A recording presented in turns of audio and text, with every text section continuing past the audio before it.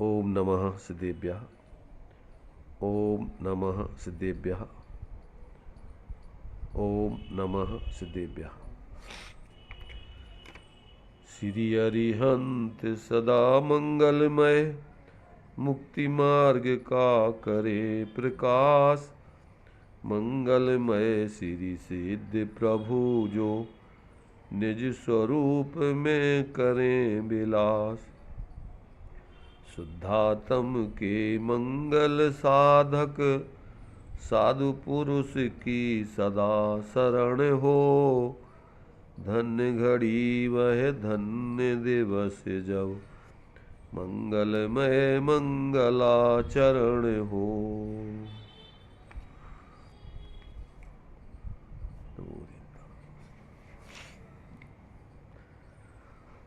चर्चा अपनी जो है ये परमानंद स्तोत्र के माध्यम से चल रही है। इसमें अपना चौथा श्लोक चल रहा था। इस चौथे श्लोक में आचार्य देव ने परमार्थित आत्मा परमानंद स्वरूप है, परंतु पर्याय में अनादिकाल से जीव अपने उस परमानंद स्वरूप को भूलकर और निरंतर संकल्प विकल्पों में पड़ा हुआ है। तो ऐसे जीवों के लिए कल्याण करने का जो मार्ग है वो मार्ग ज्ञानियों ने बतलाया है। तो जिनको अपना आत्महित साधना है, पूर्ण वास्तविक सुखी होना है, उनके लिए सबसे पहले विचार क्या करना चाहिए और लोक में कितने प्रकार के विचार करने वाले जीव होते हैं, उन सब बातों को जो है चौथे श्लोक में आचार्य देव ने स्पष्ट किया है कि लोक में ज़्यादातर 4 प्रकार के विचार करने वाले, चिंतन करने वाले, चिंता करने वाले जीव मिलेंगे। तो कौन कौन से हैं?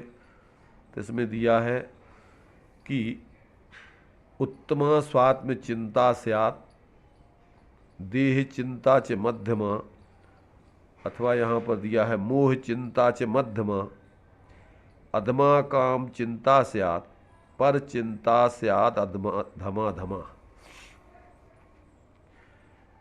4 प्रकार से लोक में आपके लिए सुख की खोज करने वाले जीव मिलेंगे। या तो अपने आत्मा के संबंध में विचार करने वाले लोग मिलेंगे, आत्मा के हित की चिंता करने वाले लोग मिलेंगे कि हमारी आत्मा का हित कैसे सधे। या फिर देह की ही व्यवस्थाओं में लगे रहने वाले लोग मिलेंगे, देह की रात दिन चिंता करते रहते हैं हमारी व्यवस्था, स्वास्थ्य, शरीर कैसे ठीक रहे, तो उसकी ही चिंता में लगे रहते हैं। और या फिर अपनी पंचेंद्रियों के विषय भोग की पूर्ति में लोग काम की चिंता अर्थात अपनी इच्छा की पूर्ति में लगे रहते हैं। और या फिर पर द्रव्यों के संग्रह आदि में ही रात दिन लोग लगे रहते हैं। ऐसे 4 प्रकार के जीव आपको संसार में दिखाई देंगे। कौन कौन से राजेश? एक तो आत्मा की चिंता करने वाले, अपनी आत्मा, हाँ। दूसरा शरीर की चिंता करने वाले, और तीसरा पंचेंद्रिय विषयों की चिंता करने वाले, तो बाहर के परिग्रह इकट्ठा करने वाले। हाँ, तो ये 4 प्रकार के लोग आपको दिखाई देंगे।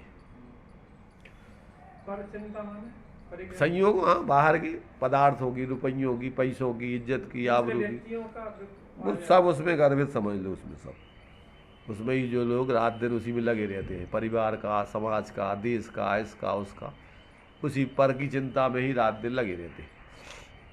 ऐसे 4 प्रकार के लोग आपको यहाँ पर दिखाई देंगे। तो उनमें से आचार्य कहते हैं कि जो अपने आत्मा का हित करने की चिंता जिनको है, वे जीव व्यवहार से श्रेष्ठ कहे जाएंगे। जो लोग मात्र शरीर की ही चिंता में लगे रहते हैं, शरीर के ही सार संभाल में रात दिन उसी की चिंता में लगे रहते हैं, वे जीव कहते हैं व्यवहार से दूसरे नंबर पर आते हैं। और जो लोग अपनी इच्छा की पूर्ति में 5 इंद्रियों के विषय भोगों की व्यवस्थाओं में भी रात दिन चिंता करते रहते हैं, वे जीव अधम है, निकृष्ट हैं, तीसरे नंबर पर है। और कुछ जीव ऐसे होते हैं कि जो रात दिन बाहर का ही संग्रह आदि करने में, पैसा, मकान, रुपया, इज्जत आदि आदि इसमें ही जो है अपनी पूरी जिंदगी को खपा देते हैं। तो ये अधम से अधम लोग हैं, सबसे निकृष्ट लोग हैं। उनकी ज़िंदगी बहुत कसायमय, आकुलतामय होती है। अब यहाँ पर अपने लिए ये तो हो गया एक सामान्य तरीके से चिंतन, माने विचार। दूसरी दृष्टि से अगर अपन विचार करें तो जो लोग अभी परमात्मा दशा को प्राप्त नहीं हुए हैं, साधक दशा में हैं, ऐसे जीवों के बारे में, ये तो हो गया एक सामान्य मिथ्या दृष्टि जीव जो है 4 प्रकार से ज़्यादातर चिंता करते रहते हैं। अब उसमें से अपन जो 6 डाला में 3 प्रकार के जीव बताए हैं, पर बहिरातम, अंतरातम, परमात्म। तो उनमें से जो बहिरातम जीव हैं वे तो इन माने एक प्रकार से इन 4 प्रकार के चिंता करने वाले जीवों में आ जाते हैं। जब तक उनको आत्मबोध नहीं हुआ तब तक वो अभी सामान्य रूप से बहिरात्मा पने में ही आ जाते हैं। तो अब इसको जो पहले नंबर के जीव हैं, आत्मा का चिंतन आदि ये चिंता करने वाले हित की, वे सम्यक सन्मुख कहे जा सकते हैं, पर हैं सब वो बहिरात्मा। अब इनमें से जो बहिरात्मपने को त्याग करके और अंतरात्मा बन गए हैं और अभी परमात्मा बनने की जिनको जो है भावना चल रही है और साधना चल रही है, तो उन जीवों के हिसाब से भी इन 4 प्रकार से अपन विचार कर सकते हैं। कैसा कर सकते हैं कि अपने निर्विकल्प स्वरूप की आत्मा अनुभूति साधकों के जीवन में जब प्रकट होती है तो वो निचली भूमिका में उस स्वरूप अनुभूति के काल में तो ज़्यादा रुक नहीं पाते, अंतर मुहूर्त से ज़्यादा नहीं रुक पाते। तो ऐसे जीव जो है फिर जो 3 प्रकार के अंतरात्मा बतलाए हैं, उत्तम, मध्यम, जघन्य, तो उत्तम अंतरात्मा तो शुद्ध उपयोगी है, उनका तो सिर्फ एकमात्र अपने स्वरूप का ही साधना में उत्कृष्ट लग करके और वो उस परमात्मा सा को जल्दी पा लेते हैं। अब जो मध्यम अंतरात्मा है और जो जघन्य अंतरात्मा है, उनके जीवन में जो है जब स्वरूप के अनुभव के काल में नहीं रहते हैं तो फिर वे जो है सविकल्प दशा में या तो स्वरूप का चिंतन करते हैं, आत्मा के बारे में अनेक प्रकार से विचार करते हैं, या फिर अपने कदाचित शरीर की व्यवस्था संबंधी उनको विकल्प आते हैं निचली भूमिका में। जब उनको भूख आदि लगती है, कोई बीमारी आदि होती है, तो वो सोचते हैं कि भैया इसकी जो है ये विकल्प टूट जाए, तो उसके यथायोग उपचार आदि करने का उनको विकल्प आता है। तो वो देह का चिंतन उनका चलता है कि भैया ये बराबर उनको भेद विज्ञान है, इसलिए एकांत से तो मूर्छित नहीं होते, परंतु वो उसका जैसे बने तैसे सम्यक प्रकार से उपचार आदि करने के लिए विचार करते हैं। कदाचित उनकी जो है जब शरीर की स्थिति पूर्ति करने होती है तो उसमें वे अपने इच्छा का माने उस कामना की पूर्ति करने के लिए, उस विकल्प को तोड़ने के लिए उस शरीर आदि के माध्यम से या जो भी अपन को भूमिका अनुसार कर्तव्य निर्वाह करना है, तो कुछ काम आदि की चिंता उनको होती है। श्रावक आदि की अवस्था में, अवृत दशा में है तो कोई काम आदि उनको करना पड़ता है, तो उसको उस प्रकार से उनको वो चिंतन रहती है कि हम कौन सा कार्य करें जिसमें कम से कम पाप लगे और हमारी जो है बाह्य व्यवस्था भी बन जाए और आत्मा आराधना भी होती रहे। तो ऐसा उनको उस बाह्य काम आदि की माने काम करने की और जो अपने इच्छा संबंधी और परिवार संबंधी भरण पोषण आदि है उसके बारे में सोचते हैं। और कभी कदाचित दूसरे जीवों के कल्याण आदि की भी उनको भावना होती है कि अन्य जीवों का भी कल्याण कैसे हो, उसके बारे में भी उनका विचार आदि चलता है। तो ये जो है ऐसे जीवों का जो है जो साधक जीव हैं उनके जीवन में भी एक निर्विकल्प धर्म ध्यान होता है, एक सविकल्प रूप में भी इस प्रकार का जो है उनका स्वरूप आदि का चिंतन होता है, शरीर आदि संबंधी उनकी व्यवस्था का भाव आदि बनता है, अथवा बाहर की व्यवस्था बनाने संबंधी कोई उनको काम आदि करने के लिए जो है चिंता होती है कि कौन से कार्य आदि किए जाएं, अथवा उनके लिए पर जीवों के कल्याण आदि की भी चिंता होती है कि अन्य जीवों का भी कल्याण कैसे हो। ऐसा उनका जो है उनके जीवन में चिंतन चल सकता है, वो साधक जीव के अंतर्गत आते। तो इसमें अनेक दृष्टिकोणों से इस संबंध में जो है विचार करना चाहिए। अब इसमें जो इन्होंने जो दिया है, जो इस प्रवचन में, इस प्रवचन के माध्यम से भी अपन थोड़ा विचार करते हैं। इसका मिल गया है। तो इसमें देखिए, अब यहाँ कहते हैं स्वात्म चिंतन का किस प्रकार से उनका जो है चलता है, उसकी किस प्रकार उत्तमता है या श्रेष्ठता है व्यवहार से और परमार्थ से, तो उसका विचार यहाँ किया गया है। यहाँ हम आप लोग कुछ ना कुछ चिंतन किया ही करते रहते हैं, कुछ ना कुछ ध्यान में बना ही रहते हैं। मैंने इसके बिना तो अपना उपयोग रहता नहीं है, कुछ ना कुछ करते ही रहते हैं, चलता ही रहता है। तो यहाँ कहते हैं तो हम ध्यान में क्या बनाएं, किसका चिंतन करें, किसकी चिंता रखें, किसकी परवाह करें कि हमारा ध्यान उत्तम कोटि में आवे, श्रेष्ठ कहलावे।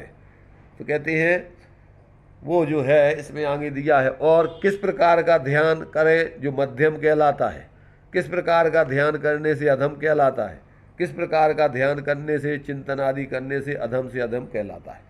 तो इसका स्पष्टीकरण इस श्लोक में किया गया है।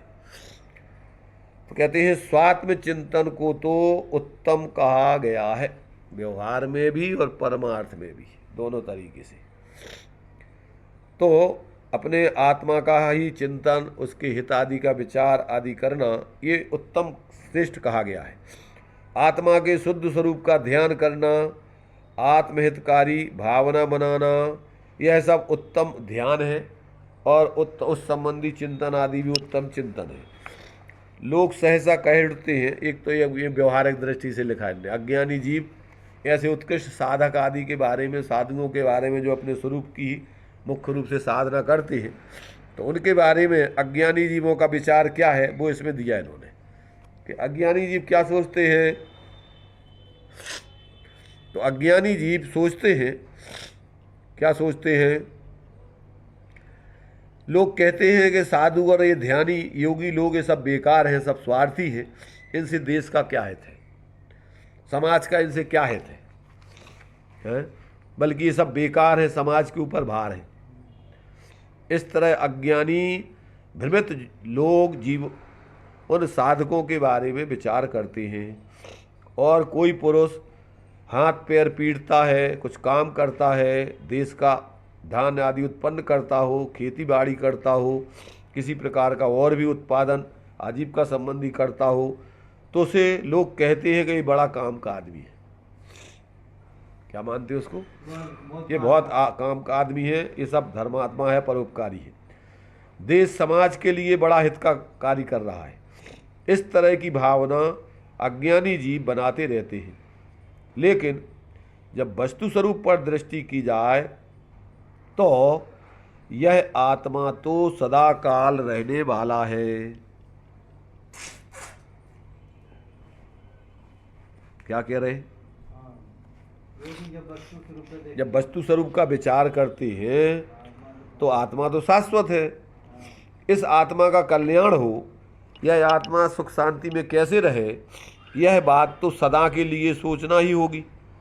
एक केवल वर्तमान जीवन के लिए ही, वर्तमान काल में थोड़ा एक भूख प्यास आदि की वेदना को मिटा ली जाए, या कुछ बाह्य साधन जुटा लिए जाएं, इसमें मौज मान लिया जाए और इतने मात्र से उन्हें बड़ा हितकारी मान लिया जाए, तो इसमें तो बहुत ही धोखा है। ये सब ये सही सोच नहीं है।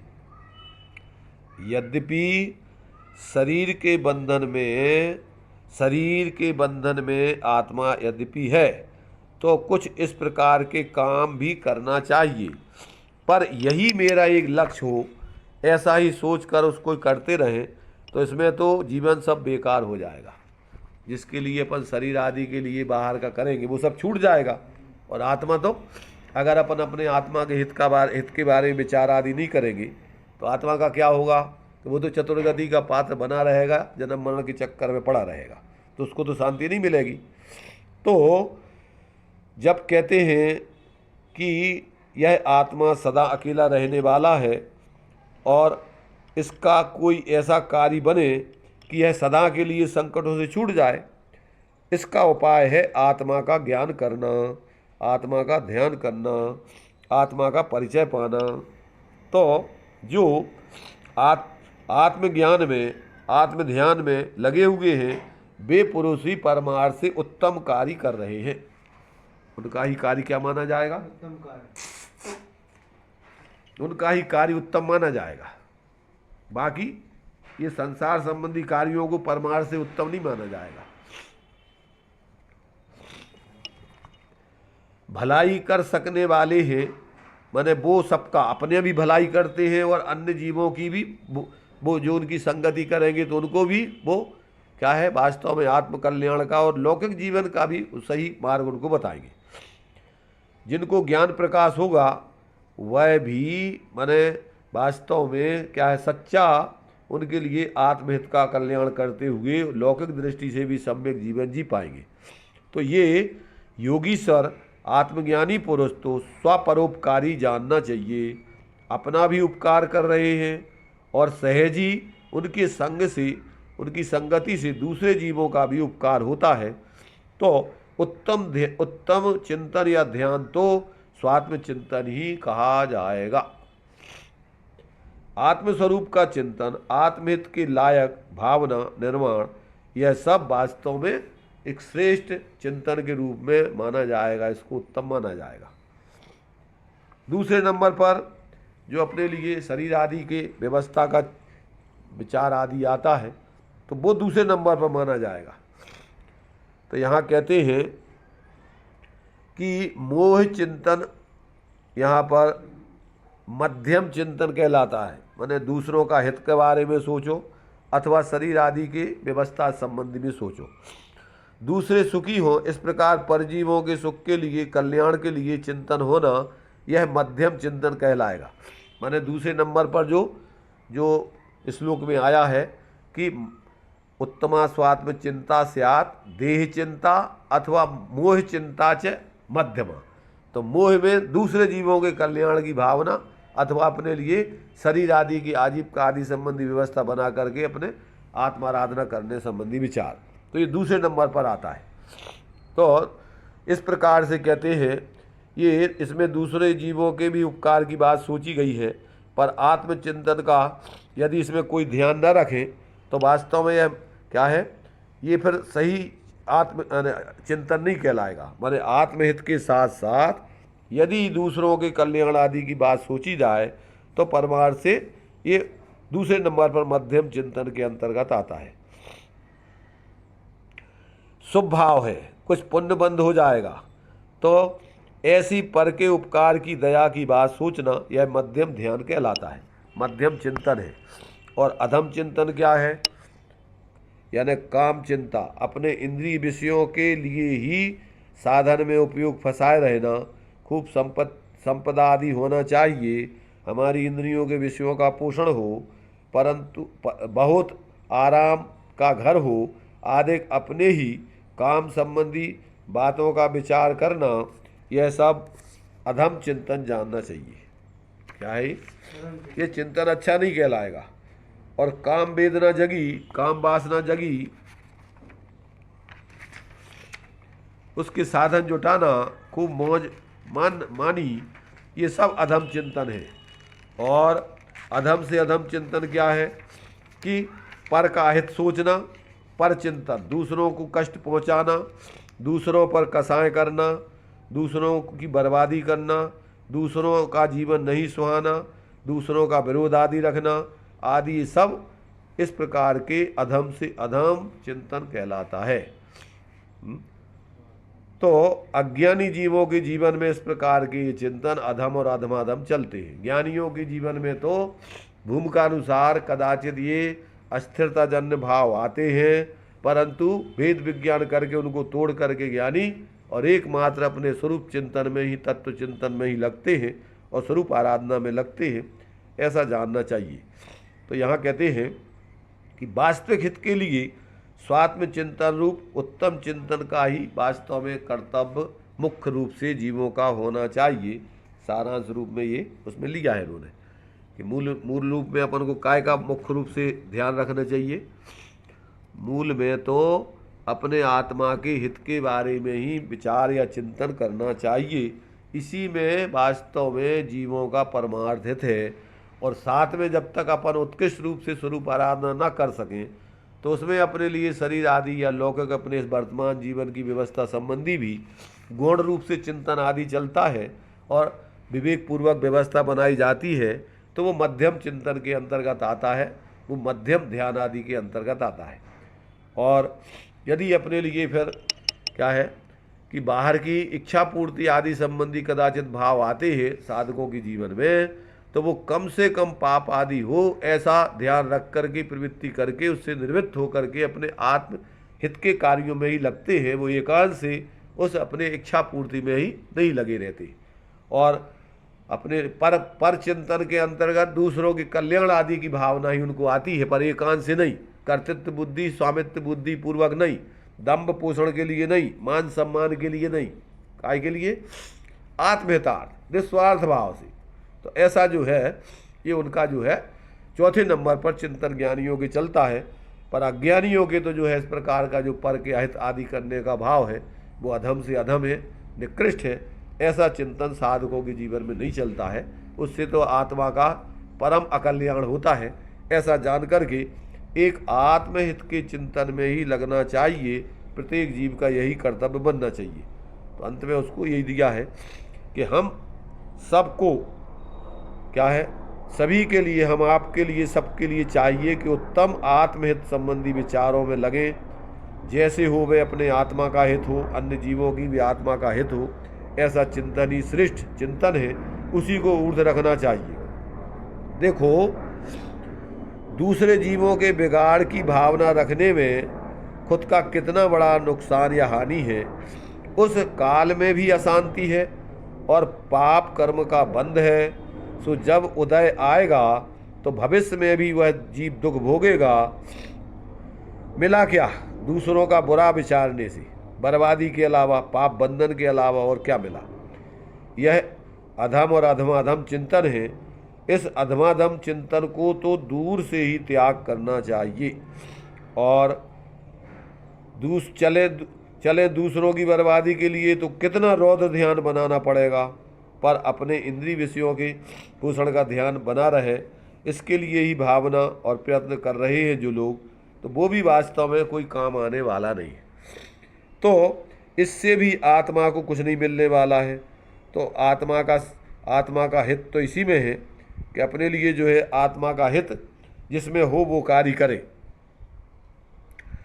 लोक में अपन देखते हैं कि शरीर को कितना भी पोषण किया जाए, शरीर तो एक दिन छूटना है और उससे कुछ आत्मा का हित होना नहीं है। तो यहाँ पर कहते हैं कि चाहे अच्छे से अच्छा खाओ या साधारण भोजन करो, जीवन तो सबका चलेगा। उससे अपने लिए शरीर का तो क्या है, वास्तव में एक क्षुधा वेदनी आदि का या उसकी जो भी बीमारी आदि है उसको दूर करके सहजता में और सामान्य उसकी व्यवस्था बना करके आत्महित का ही चिंतन करना ये योग्य है। तो इस इंद्रिय विषयों के चिंतन से भी आत्मा का कोई कल्याण या उसको लाभ नहीं है। दूसरों की दया, दूसरों का उपकार, दूसरों के लिए ही अपना जीवन लगाए रहना, यद्यपि यह शुभ भाव है, परंतु एकांत से अगर इसमें ही लगे रहे तो इससे भी जीव का वास्तव में कोई हित नहीं सदेगा, पूरा नहीं पड़ेगा। अशांति अपने आत्मा की दूर नहीं होगी। अशांति दूर करने वाली भावना तो एकमात्र आत्मचिंतन है, आत्मा के स्वरूप आदि का ध्यान है। और जो स्वरूप समझ लिया जाता है तो कहते हैं फिर केवल आत्मा केवल ज्ञान पुंज है, जानना मात्र उसका वास्तविक स्वरूप है, शांत रहना उसका स्वरूप है। तो इस स्वरूप के अनुभव के लिए अत्यंत प्रयत्न करना यही कहलाता है श्रेष्ठ चिंतन और श्रेष्ठ अपनी भावना। तो स्वात्म चिंतन करके हम अपना उत्तम ध्यान बनाएं और उसमें रत रहकर अपने को अनाकुल रखें, इसमें ही अपना हित है, बाहर में ही व्यर्थ उपयोग को भरमाने में अपना कोई हित नहीं है। इस प्रकार अपन को इस छंद से प्रेरणा मिलती है, ऐसा जानना चाहिए। अब आगे इसमें 5वें नंबर का जो छंद दिया हुआ है, उस 5वें नंबर के छंद में भी जो साधक जीव होते हैं वो किस प्रकार से अपने उस ज्ञानानंद स्वरूप आत्मा का, उस परमानंद स्वरूप आत्मा का कहते हैं अनुभव करते हैं, किस प्रकार से उसकी सिद्धि करके उस अमृत रस को पीते हैं, ऐसे उन महापुरुषों के जीवन के बारे में यहाँ पर अब कुछ जानकारी दी जा रही है। तो ये 5वां छंद है। इस 5वें छंद को भी अपन थोड़ा सा देखते हैं। तो इसमें 5वां छंद जो दिया हुआ है, देखिए इसमें दिया है, निर्विकार समुत्पन्नम ज्ञानमेव सुधारसम विवेक मंजुली कृत्वा तत्पिबन्ति मनीषिणा तत्पिबन्ति तपस्विना। ये दोनों चीजें इसमें दी गई है। क्या कहा गया इसमें जो है, इस 5वें छंद में आचार्य देव कह रहे हैं कि जो तपस्वी लोग या साधक लोग होते हैं वो किस प्रकार से अपने उस आत्मा के परम आनंद के रस को पीते हैं, क्या विधि है उनके पास जिसमें वो अपने जीवन को वास्तव में ऐसा आनंदमय बना करके उस अमृत रस को पीते हुए जीते हैं। तो कहते हैं निर्विकल्प समुत्पन्नम ज्ञानमेव सुधारसम विवेक मंजुलिम कृत्वा तत्पिबन्ति तपस्विना। अर्थात विकल्प से रहित होकर के, जब निर्विकल्प होकर के अपने स्वरूप का ध्यान किया जाता है, तो कहते हैं उस निर्विकल्प स्वरूप के ध्यान से उत्पन्न होने वाले ज्ञानमेव सुधारसम, ज्ञान रूपी अमृत का पान विवेक मंजुलिम कृत्वा, सम्यक ज्ञान रूपी भेद विज्ञान रूपी आत्मज्ञान को इस प्रकार से जागृत करके जो जीव ऐसे अपने उस ज्ञान रूपी अंजलि बना करके और क्या करते हैं कि उस अमृत को पीते हैं। क्या करते हैं? तत्पिबन्ति तपस्विना। कहते हैं वो तपस्वी जन उस अमृत को विवेक रूपी अंजलि करके उसको, माने अपने विवेक की अंजलि, माने हाथ से जैसे पानी पिया जाता है, तो ऐसे विवेक रूपी अंजलि को बनाकर, यानी भेद विज्ञान की अंजलि बना करके, और वो तपस्वी लोग अपने उस ज्ञानानंद स्वरूप कहते हैं आत्मा के अमृत रस को पीते हैं।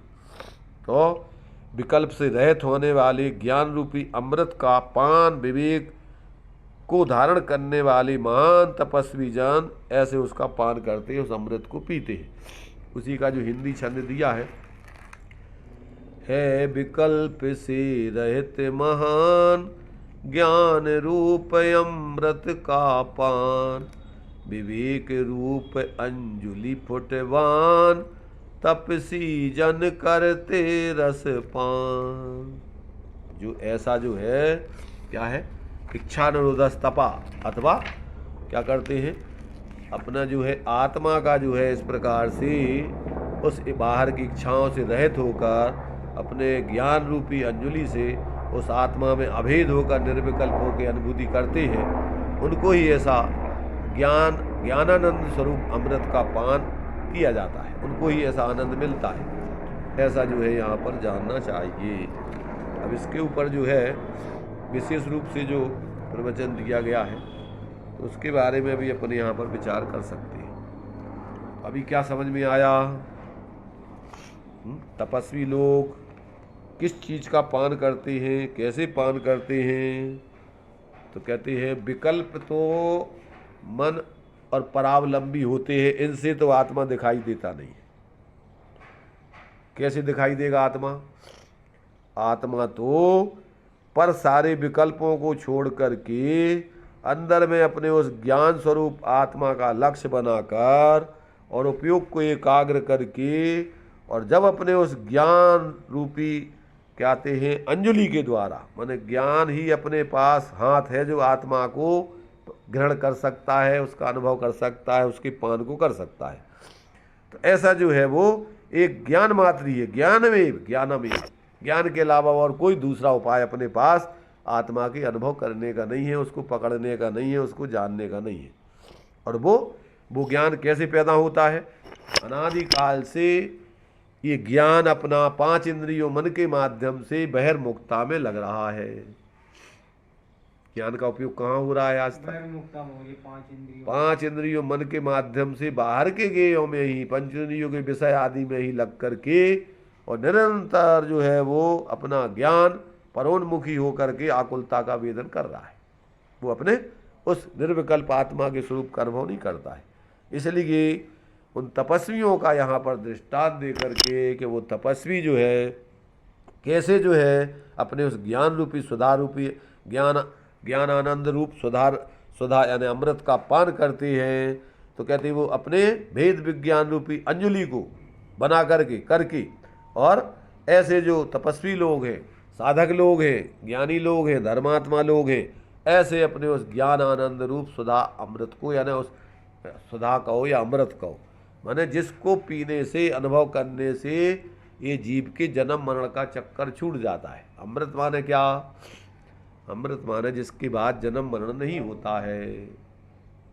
कब नहीं होता? कि जब ऐसा शाश्वत अपना जो चेतन आत्म तत्व है ज्ञानानंद स्वरूप, जब उस अपन शाश्वत तत्व को, उस परमानंद स्वरूप को जब अंदर में ग्रहण कर लेते हैं तो परिणति में धारा प्रवाह फिर जब उसी में लीन होकर के एक रूपता का अनुभव करती है तो बाहर में फिर शरीर आदि का संयोग, कर्मों का संयोग, विकारी भावों का उत्पाद होता ही नहीं है। फिर एक रूप अपने उस आत्मा का जैसा ज्ञानानंद स्वरूप है वैसा निरंतर उत्पन्न होकर और सदा काल के लिए परमानंद स्वरूप आत्मा का अनुभव चलता रहता है। तो यहाँ ये इस 5वें छंद में आचार्य देव ने उस जो परमानंद स्तोत्र अपन ने जो यहाँ पर पढ़ रहे हैं, इस परमानंद का जो स्रोत है वो अपने उस परमानंद स्वरूप आत्मा के आश्रय से प्रकट होता है, उसी बात को यहाँ पर स्पष्ट किया गया है। तब देखिए आगे खुलासा विशेष प्रवचन में दिया है।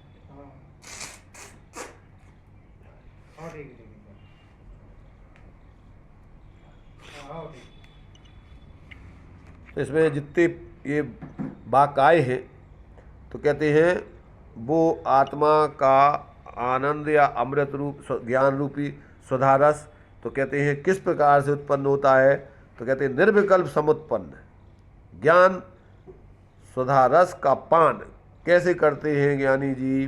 निर्विकार पद्धति से उत्पन्न हुआ ज्ञान ही अमृत रस कहलाता है। तो इस ज्ञानामृत को बुद्धिमान लोग विवेक रूपी अंजलि करके पिया करते हैं। अमृत की चर्चा कथाओं में बहुत आया करती है। कोई कहता है किसी ने अमृत फल लिया वह अमर हो गया, तो वह अमृत फल किस तरह का होगा? कोई फल है या अमृत रस कोई शरबत जैसा यहाँ से मिलता है। मैंने लोक में तो लोग सोचते हैं कोई अमर फल होता है जिसको खा लेने से जीव अमर हो जाता है, अथवा कोई इस प्रकार का रस है जिसको पी लेने से लोग अमर हो जाते हैं। पर कहते हैं भैया ऐसा कोई फल और ऐसा कोई रस नहीं है जिसको पी लेने से, शरबत पी लेने से कोई जीव अमर हो जाए। हाँ, मूल में ये है यहाँ पर जो बताया जा रहा है कि जब अपना जो शाश्वत आत्मा है वो ज्ञान आनंद स्वरूप है, और जब अपना उपयोग उस ज्ञान आनंद स्वरूप आत्मा से जुड़ जाता है तो उसको ऐसा सहज आनंद और तृप्ति मिलती है, और सदा काल के लिए फिर वो चूँकि आत्मा है और उसी का अगर शाश्वत रूप से उसमें जुड़ जाता है तो हमेशा के लिए वो उसी प्रकार का आनंद और शांति का वेदन करता है। इसका नाम ही अमृत रस का पीना है। कहाँ से मिलता है और क्या पीने से अमर हो जाता है? वे सब कथाएं केवल उपन्यास जैसी हैं, उनमें सच्चाई नहीं है। अमृत रस कहीं नहीं पड़ा है और अमृत फल कहीं नहीं है जो कहीं पेड़ों से मिलता हो या कोई ढेला रूप में कहीं पाया जाता हो। तब फिर वह अमृत क्या है? निर्विकार पद्धति से उत्पन्न हुआ ज्ञान ही अमृत है। हम आप सब ज्ञान स्वरूप हैं, ज्ञान के सिवाय हम आप में कोई स्वरूप नहीं भरा। जब हम ज्ञान ही ज्ञान मात्र हैं, इस विधि से अपना चिंतन करते हैं और ज्ञान में केवल ज्ञान स्वभाव को ही धारण करते हैं, इस समय ज्ञान में ज्ञान स्वरूप ही विषय रहने के कारण एक निर्विकल्पता जगती है, और उस निर्विकल्प पद्धति में जो ज्ञान जगता है वह बस वही अमृत रस है। लोग कहते हैं कि अमृत को पीने से अमर हो जाता है, तो वह अमृत क्या है? बस अपना शुद्ध ज्ञान दृष्टि हो, ज्ञान मात्र इस प्रकार की प्रतीति अनुभूति हो तो वह अमर हो गया। बहुत जल्दी पढ़ लेते हो एकदम दौड़ लगा करके। अरे भाई ये अमृत रस ऐसा नहीं पिया जाता है। इस अमृत रस को पीने के लिए उसका स्वाध्याय भी बहुत शालीनता से, शांति से और अंतर्मुखता से किया जाता है। मात्र बाहर में पढ़ते हुए, शब्दों को पढ़ते हुए नहीं बोला जाता है। ये तो कह रहे हैं कि ज्ञान में चूंकि अनादि काल की भ्रांति चल रही है। भ्रांति क्या भ्रांति चल रही है?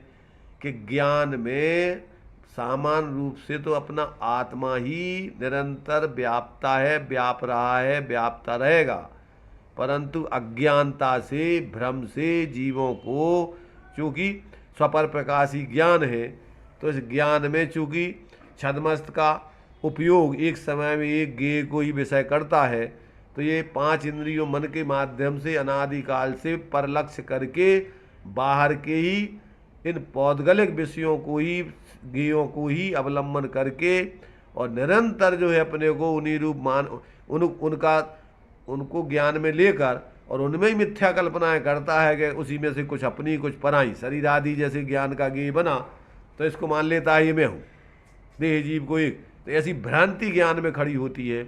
इसी प्रकार से अन्य बाहर के जितने संयोग आदि हैं वे उनको लक्ष्य में ले करके ऐसा लगता है जैसे ये मेरे, तो तत्संबंधी भ्रम से विकल्प करता रहता है, उनमें मोह करता रहता है।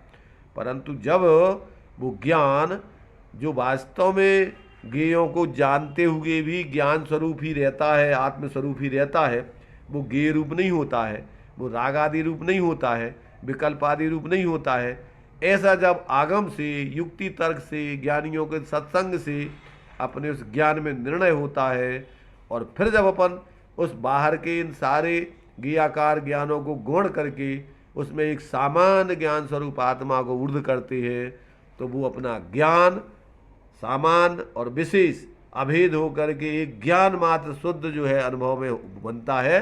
तो ज्ञान से ज्ञान में ज्ञान ही हो, कल्पनाओं का एकदम विलय हो, भ्रांति का नाश हो, शांति का वास हो। जिस समय भ्रांति टूटती है उसी समय जीवन में शांति आती है, ज्ञानानंद आत्मा का अनुभव होता है और तभी जो है जीवन, इस आत्मा की जीवन की सफलता महसूस होती है। उसमें ही उसको लगता है तृप्ति, पूर्ण शांति, पूर्ण निराकुलता, और वही जो है इसी का नाम धर्म है। और यही कार्य जीवन में सबको धर्म के नाम पर जो कुछ भी कर रहे हैं वो छोड़कर यही काम करने लायक है, इसके अलावा और कोई दूसरा काम नहीं है। और इस कार्य को जब तक जो जीव नहीं करते हैं तब तक वो धर्म के नाम पर भ्रम करते हुए जीते हैं। अनादिकाल से भ्रम रोग है इस जीव को। कौन सा रोग चल रहा है? भ्रम रोग। भ्रम रोग कौन काय के बारे में? अपने बारे में और पर के बारे में, सबके बारे में। इसलिए वे आत्म भ्रांति सम रोग नहीं और सदगुरु वैद सुजान, गुरु आज्ञा सम पथ नहीं, औषधि विचार ध्यान। औषधि है, सम्यक प्रकार से वस्तु स्वरूप का विचार करो और अभेद होकर के अपने उस ज्ञानानंद स्वरूप आत्मा का अनुभव करो। यही तुम्हारे लिए इस जन्म मरण के चक्र से, भ्रम को दूर करने से, इस रोग को, इस आकुलतामय रोग को दूर करने का उपाय है। इसके अलावा और कोई दूसरा उपाय किसी के लिए न था, न है, न होगा। जब तक ऐसा समझ में नहीं आता तब तक ये जीव भ्रम में है, निरंतर अपनी मिथ्या कल्पनाओं से जी रहे हैं। चाहे वो संसार का काम कर रहे हों, चाहे धर्म के नाम पर अपने अपने संप्रदाय बनाकर जो कुछ भी कर रहे हो, वो सब भ्रम है, धर्म नहीं है। उसमें शांति नहीं है, अशांति है। इसलिए जब तो कोई भी क्रिया धर्म की जो सांप्रदायिकता रूप है उसके करने में शांति नहीं मिलती, अशांति मिलती है, तभी वो छोड़ना पड़ता है। अगर जिसमें शांति हो तो वो कार्य छोड़ा ही नहीं जाए फिर। इसलिए ये जितने भी बहिर्मुखता के कार्य हैं, चाहे धर्म के नाम पर हों और चाहे लौकिक सुख सुविधाओं की व्यवस्थाओं के नाम पर हों, वे सब थकावट देने वाले हैं, आकुलता पैदा कराने वाले हैं। उनमें कहीं कोई शांति की गंध आने वाली नहीं है। तो यहाँ आचार्य कहते हैं कि जब तक ये जीव आगम से, युक्ति तर्क से, ज्ञानियों के सानिध्य से ऐसा तत्व का, वस्तु स्वरूप का विचार करके और स्वरूप अवलंबन नहीं करता है, तब तक इसको शांति की गंध नहीं आती है। धर्म का जीवन में किंचित मात्र भी प्रारंभ नहीं होता है। ये बात अपन को अच्छे से समझ लेना चाहिए। चाहे आज समझो, चाहे कल समझो, चाहे जब समझना है तब समझो। सभी के लिए ये कोई सांप्रदायिकता रूपी वस्तु व्यवस्था धर्म नहीं है। यहाँ कोई धर्म वर्तमान में जो अपन ने अलग अलग धर्म और अलग अलग भगवान बना रखे हैं, न भगवान अलग अलग होते हैं, न धर्म अलग अलग होता है। सबका भगवान भी वो ही एक रूप है, वो सब वीतराग सर्वज्ञ, निर्दोष, पूर्ण, आनंदमय। और सबके लिए धर्म भी एकमात्र वही वस्तु स्वरूप के आधार से स्वाश्रय से मुक्ति बखानी, एकमात्र यही एक उपाय है। ऐसा अपन को समझ करके अपने जीवन को सारे भ्रम तोड़ करके इस मार्ग में लगना चाहिए। ये आचार्यों का, ज्ञानियों का और अपने लिए सारे धर्म की श्रुतियों का उपदेश है, संदेश है। इसके अलावा और कोई दूसरा अपने लिए वास्तव में उपदेश नहीं है, संदेश नहीं है, और किसी में भी अपना हित नहीं है, ऐसा जानना चाहिए।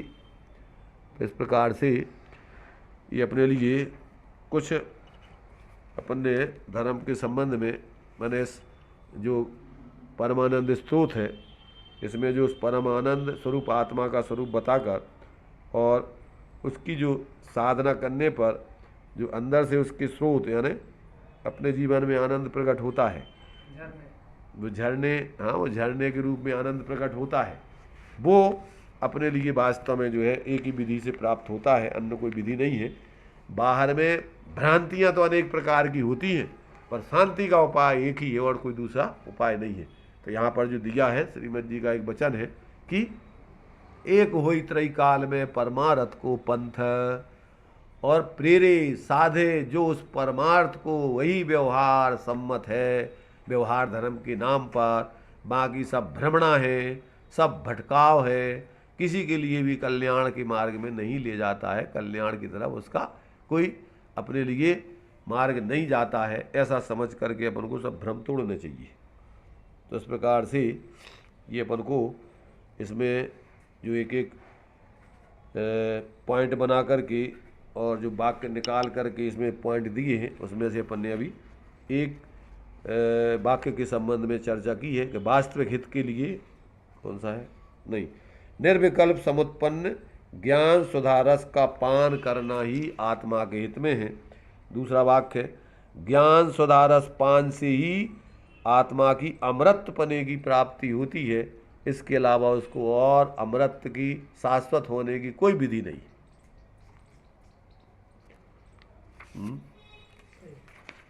तो इतनी पढ़ना कि और भी पढ़ना भी हो गया, ठीक। चलो आगे देखेंगे, अभी अपना टाइम हो गया है, यहीं अपन विराम लेते हैं।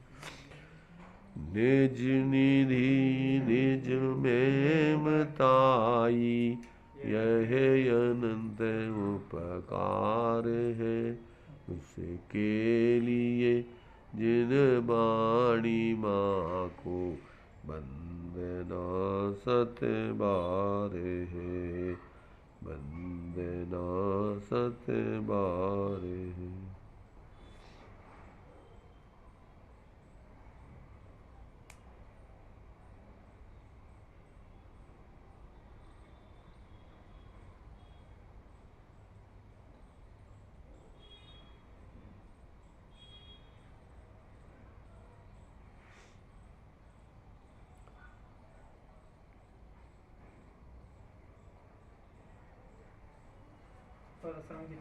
माता की जय हो, पंच परमेष्टि भगवंतों की जय।